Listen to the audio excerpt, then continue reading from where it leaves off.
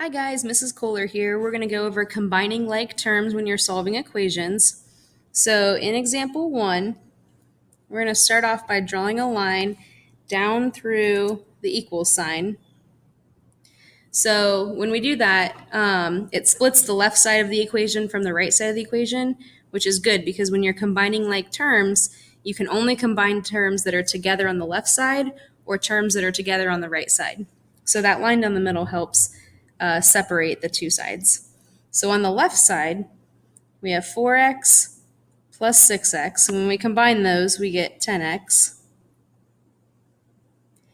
And on the right side, we have a 5x and we have negative 2x.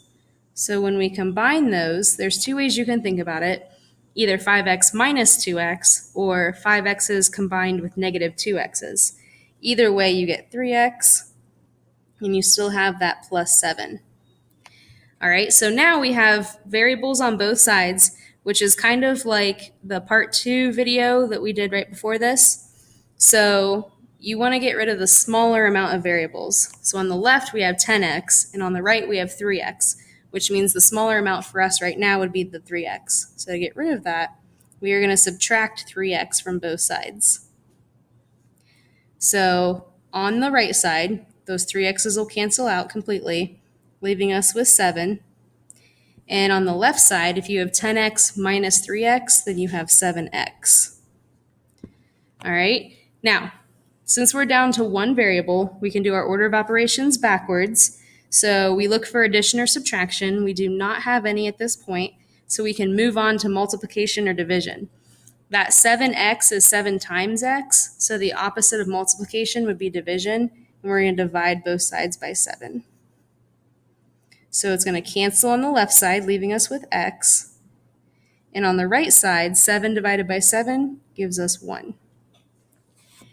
So now for this next example, if you want to go ahead and write it down and then pause the video and work it out, then you can come back and check your answer.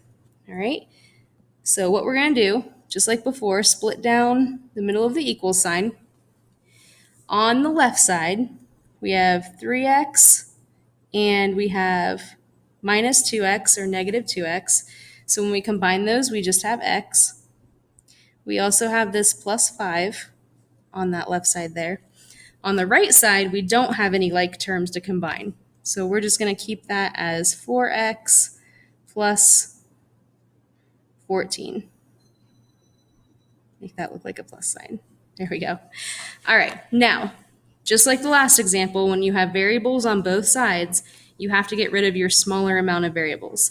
So 1x on the left would be smaller than the 4x's on the right. So we're going to subtract x on both sides so that those cancel, leaving us with 5. And then on the right side, if you have 4x's and you take away an x, you're left with 3x. And then we still have that plus 14.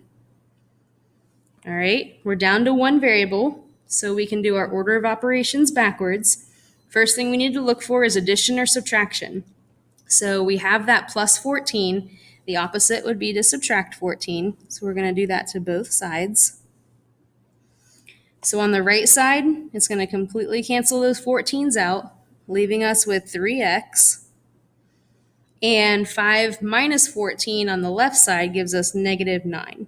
And don't forget that equal sign in the middle. All right, so our last step is to look for multiplication or division.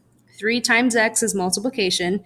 So to undo that, we got to do the opposite and divide. So we're going to divide both sides by 3, which cancels on the right side, leaving us with x equals, and then negative 9 divided by 3 is negative 3. So I hope this video helped. Again, if it didn't, ask me during class or send me an email and hopefully we can clarify some things.